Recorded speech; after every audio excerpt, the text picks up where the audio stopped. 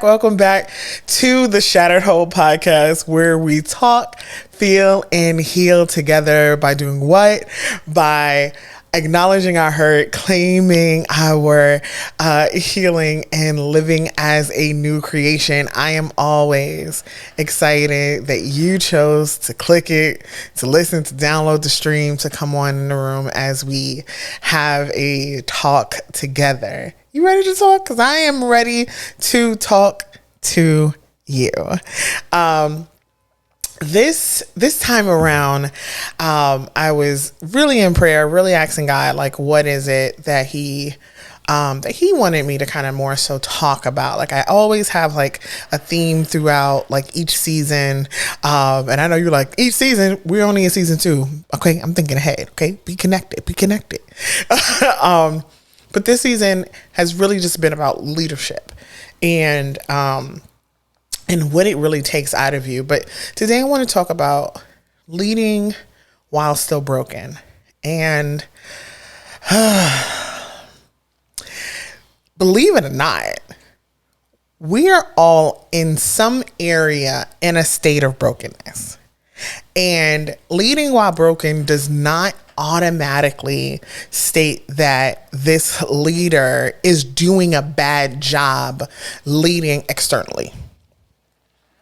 But what it does exhibit is the leader is not necessarily doing what is needed and necessary internally.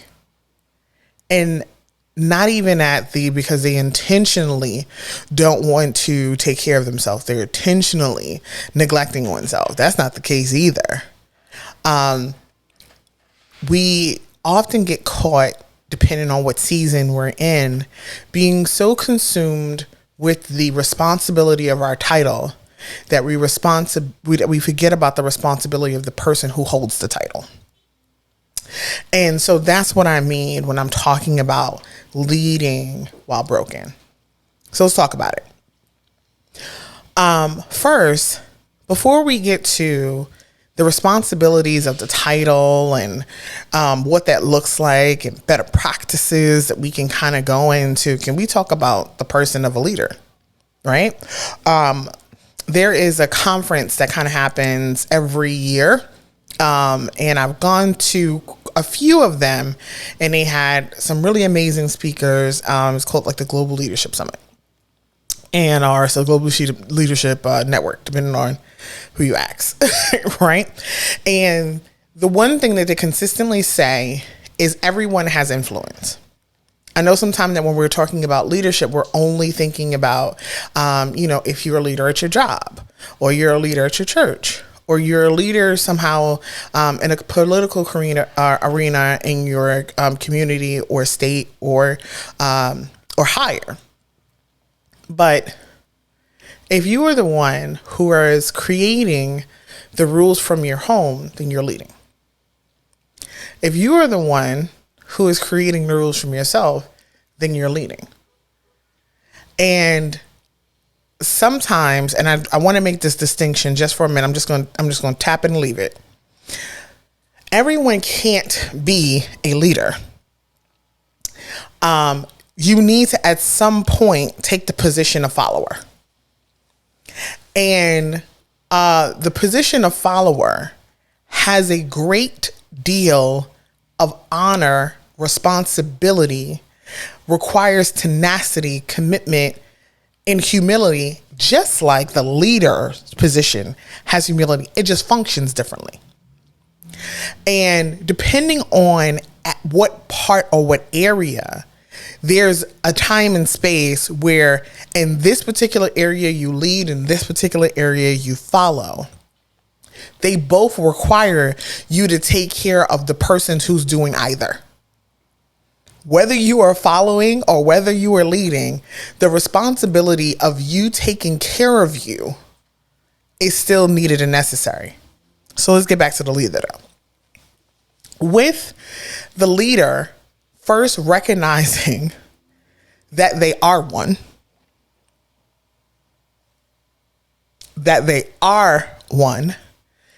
you tend to move a little bit differently. Now, sometimes what happens is the movement is you're so concerned with the people you're leading. You're so concerned about, well, I don't have time for therapy because I don't have time in my schedule because I have to do this for work. I have to do this for the kids, or I have to do this for X, Y, and Z. I don't have time to schedule 15 minutes within my calendar every day to just breathe. You would be surprised at the impact that would take place if you set aside time in your calendar that was non-negotiable for you to take a moment and breathe.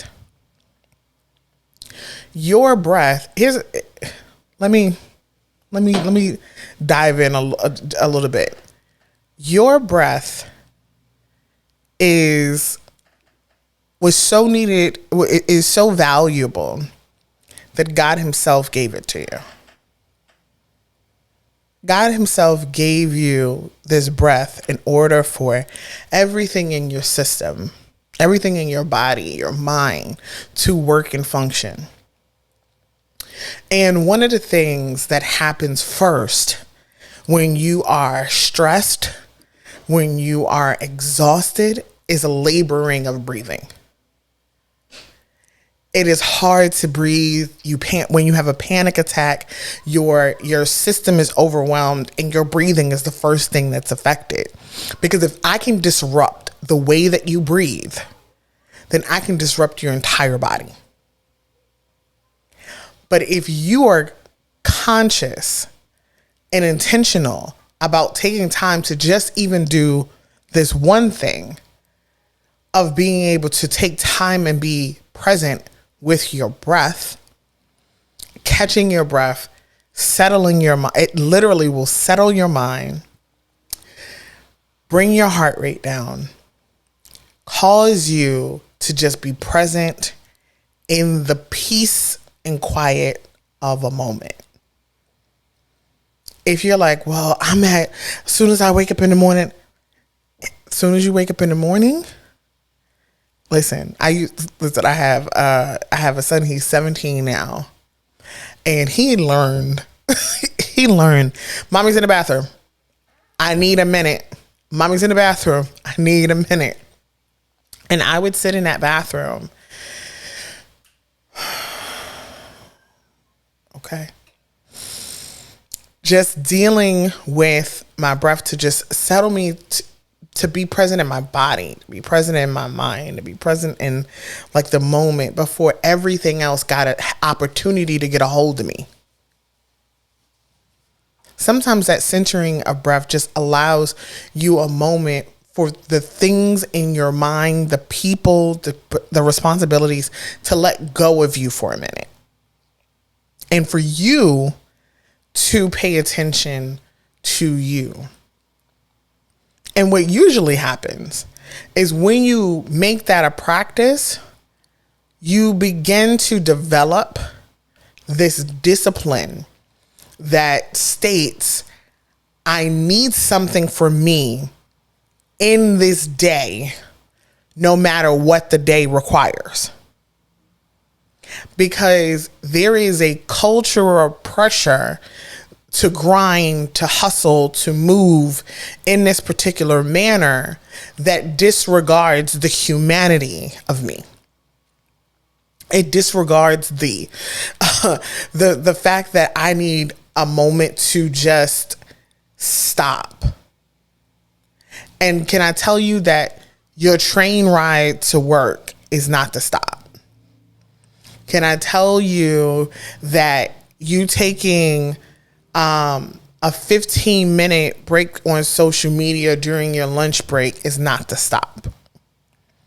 Because even the social media is getting your attention, your mind, your thoughts, because when you're watching these videos, it provokes emotions and thoughts that then charge you with, oh, your opinion, your criticism, your this, your that. But when you take a minute for yourself with nothing that gets your attention but you and your body, then the only feelings and things that you're exploring, you're going through, is what's already in there. You're not inviting anything else into that space but you. And if there is an additional invite, it's, hey, God, can you sit with me in this space and in this time while I meditate on anything else other than all the titles, all the responsibilities, all the things that I have to do. Starting there. And it sounds, 15 minutes sounds like it's not enough. But if you haven't been giving yourself 15, if you haven't been giving yourself 5, 15 sounds like a vacation for your mind. I think sometimes when we hear things that are simple, if it's not complicated, we don't believe that it can be an aid. Like it has to be, I've saved for 6 months and I put together this, and I had to call this travel agent, and I had to book this vacation, and I had to do this, and I had to put it on credit cards, and I had to do, it always requires this strenuous act. Or we tell ourselves, I was talking to my producer where he said he had to tell himself that I don't need to earn rest. I don't need to earn to sleep. In fact, you should sleep then do. In fact, it should be the other way around. And then like rest is not only sleep. And that's another thing. I am learning this. Okay, she raises her hand. I am learning this. Here's what you don't want. And I can say this part from what you don't want is your body to sit you down. Because then you are a different kind of frustrated. Because that means that you have pushed yourself to the absolute limit, that your body went into self-preservation mode. You have the stressors that are aiding to developing illnesses, inflammation in your body. And then you have like your body saying, hey, I need to sit you down because I need time to recuperate. And I keep trying to tell you that we're sleepy, that we're tired, that we need to rest, that maybe we shouldn't do this. And since you're ignoring me and you're like, no, we got to grind, we got to stick to it, we got a deadline, because the deadline is more important than you. You're going to reach a deadline that you don't want. You're going to hit a deadline that there's no after to, other than after to see Jesus. and I'm like, and that is a great after to go to when you're ready to go, when you have left empty,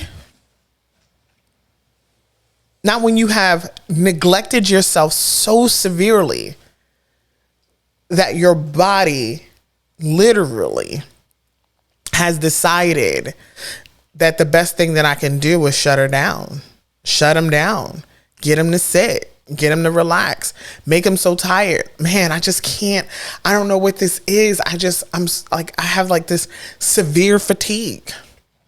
And if you don't have any chronic illnesses that have chronic fatigue tied to it, there's a message that your body's trying to give you. Are you taking care of the one who has the title?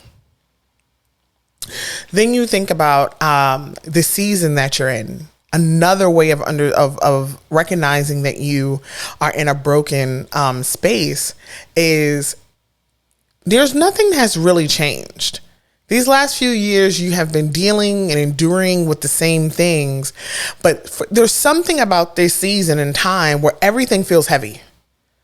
Everything feels like an absolute mountain, and you're trying to figure out why Is it that I have not been able to show up and deal and even problem solve the way that I normally can, because this is what I'm good at? Problem solving, developing new concepts and ideas, going through things. I'm the person that they come to deal with the things and elevate to the next level. But this time around, my ideas seem to be slowing down. My mind is kind of foggy, and I'm not quite sure why the thing that should be nothing to me feels impossible. It feels so heavy. It feels so exhausting. You are exhausted by even the thought of it. When it used to be that if you got a call, you would kind of get excited and be like, well, listen, it ignited joy in your gift. It ignited your talents, your abilities, your thoughts. You almost got a high off of it because like you were in your realm, you were in your element. But lately, you dread the call. You don't even want to answer the phone because you are concerned that you are going to have to pull the last bit of energy that you really don't have in order to keep performing the way that you always have, because the people that you hope could see the fact that you're breaking are blinded to it. There is such a strong expectation that you will continue to do what you've always done. And since you are the problem solver, no one thinks that the problem solver has a problem. No one thinks that you need attending to. Sometimes we see those memes that go up that say, like check on your strong friends, check on your, X, Y, and Z. Listen,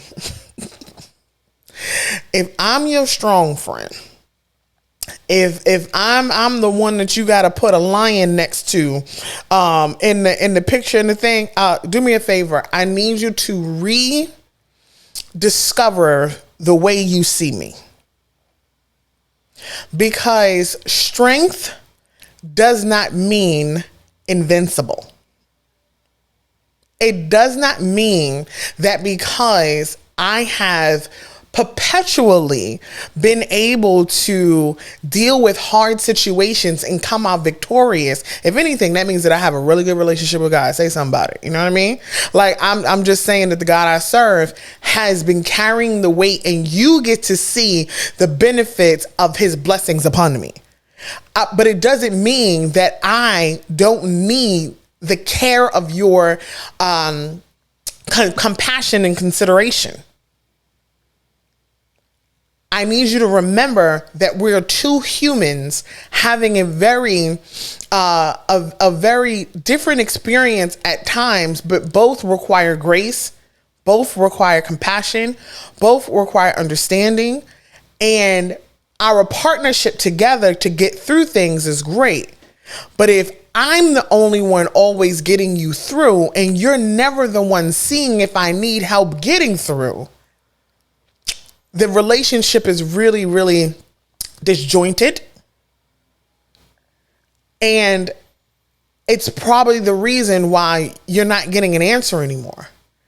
Because looking at your number pop up lets me know that there's a problem to solve and not a person to be vulnerable with. I'm talking about the person who has the title. There are times when you are recognizing more and more that this heavy is having such an effect on you that you're questioning the thing that you've always been solid on. You've always been solid on this is what I know I'm supposed to be doing. But because you're in this season and in this space where your broken feels bigger than your purpose, you are questioning whether or not going forward makes sense, and maybe you were wrong. You say things like, it can't possibly be my purpose if I'm feeling this way. It can't possibly be what I'm called to if my life experience looks like this. It can't possibly be my purpose because if it was my purpose, then these things that's happening in my life, in my relationships, in my business, in my church, in my ministry, it should not happen. The problem is we give a narrative to our purpose that God never gave it. We make assumptions that our purpose has this kind of storyline. And when the storyline is more difficult, more challenging than we thought it should be, then we assume that the purpose that we thought we had is a lie. Instead of our perspective tainting our viewpoint of how our purpose plays out. Remember, in the life that you are living right now, you have a series of experiences that develop you in a number of ways. It develops you to remove things that served one season but doesn't serve this one, to develop things so that you're prepared for the season that you're in and what's to come, so that you can better be a connection to your brother, your sister, your spouse.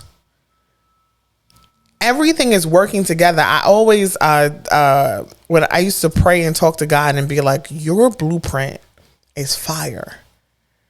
Because you have been the architect that can draw out these plans, and you know what pipe needs to be connected to what electrical systems need to go in this way in order to power this house called the world.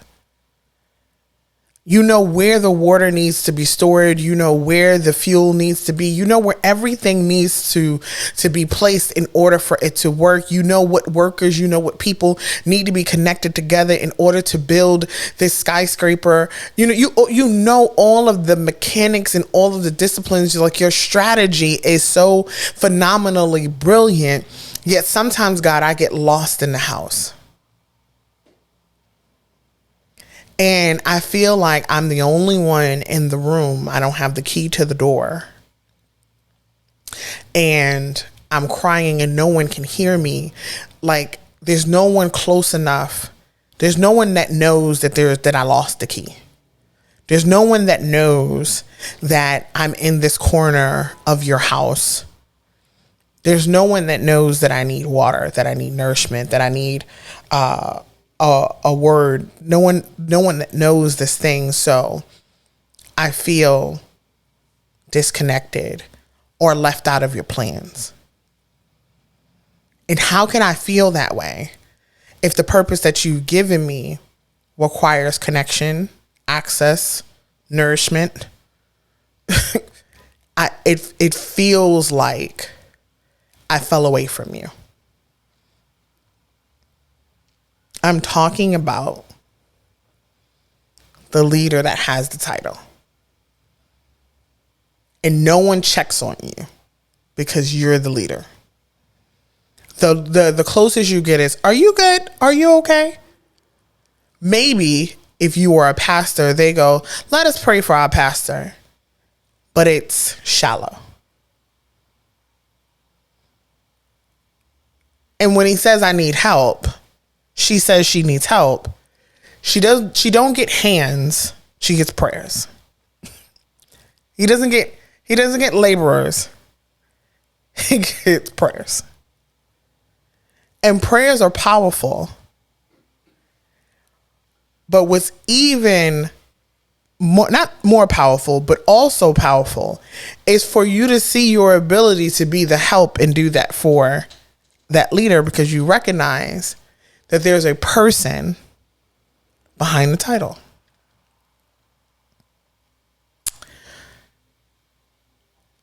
I thought about the kind of leader that I wanted to be for people. And it was so easy to say what kind of leader that I wanted to be for people. It was really, really difficult and challenging. And I think part of it is I wasn't taught that, was how did I need to be towards me in order for that leader to be sustainable, to be developing, and to be fruitful without being so depleted because the first work wasn't done. And I'm not saying that if you're out there leading and we're all broken in some areas. What I'm talking about is the importance of checking in with yourself, evaluating your need, because you are just as important. Matter of fact, you are more important than the assignment. Because if you, the assignment that you have, as important as it is, if you are responsible for it and you are not well because you are devastatingly broken, then that thing that you feel passionate about doesn't get the fullness that you feel like it deserves, because you're not giving the fullness that you deserve to you. I love that the scripture says that you love God with all your heart, with all your mind. And as it's going through the scripture, and then it tells you to love your neighbor as you love yourself. I love the fact that you had to love God first, establishing there's a relationship there. Because who do you love without a relationship?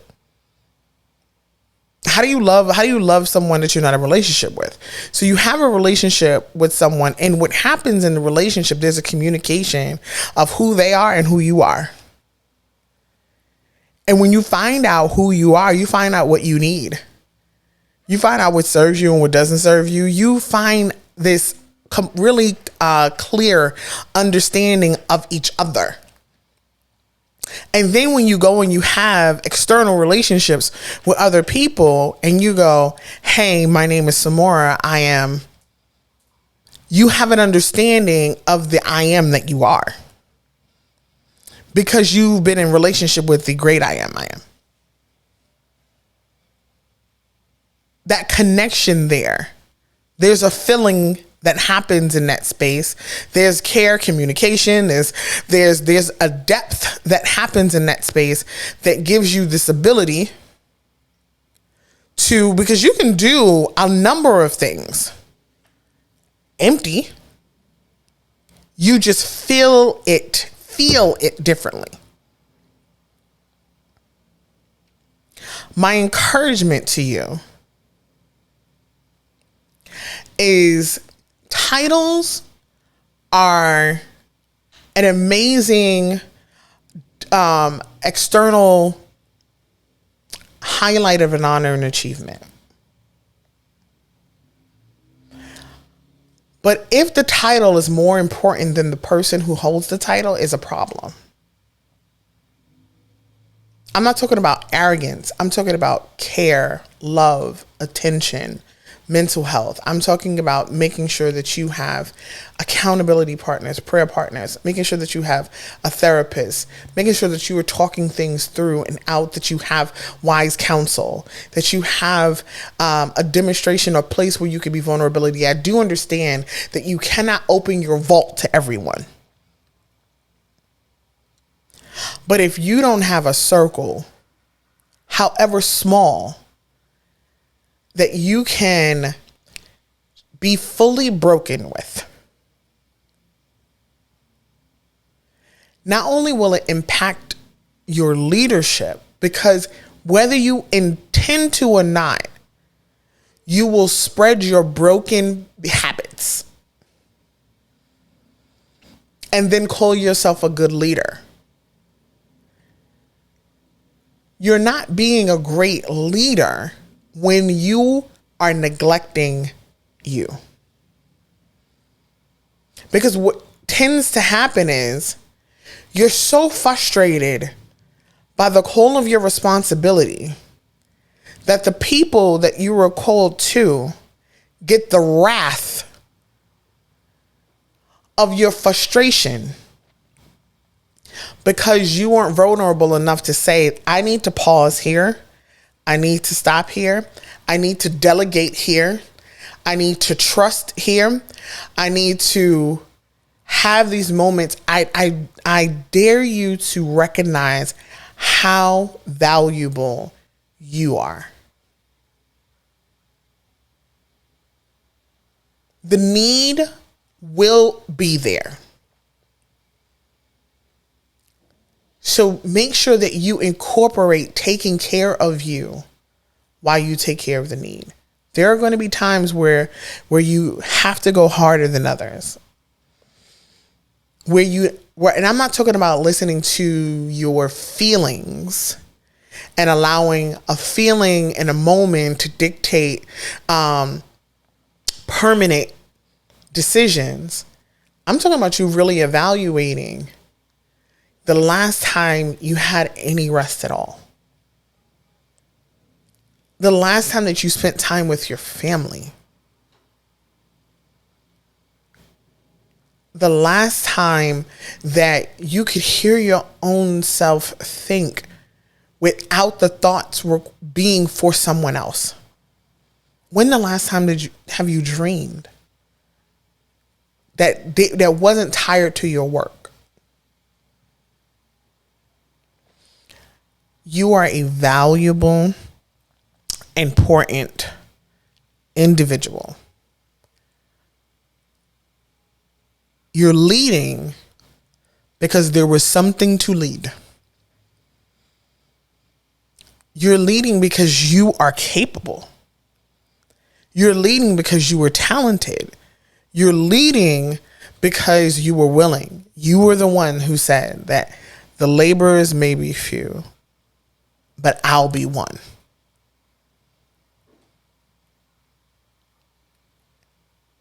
That didn't mean to dismiss your need. That didn't mean there's no award to see how much I can break myself. How much can I neglect myself? And there's an award at the end of it that said, but look at all of I accomplished. Look at all the things that I was able to do. But I'm depressed. Life is only purposed through the achievement of the next goal externally because I don't have any internal joy. I have not known happiness. I know fleeting moments of a smile that I put on for others. Because I don't think that the people can handle if I took this mask off that doesn't smile. And if they really seen how drained, pale, and ugly I have become because I have given no nourishment to the life of the person behind the title. You're leading broken because you forgot you. Now, there are times where people are breaking you. That's another podcast. That's boundaries, principles, and different things like that. I'm talking about, have you taken care of you? Have you set guidelines in place in the way that you lead that demonstrate to not only yourself, but who you're leading? We're going to be intentional about the way that we operate. I'm going to recognize that not only do I need a break, but my people need a break.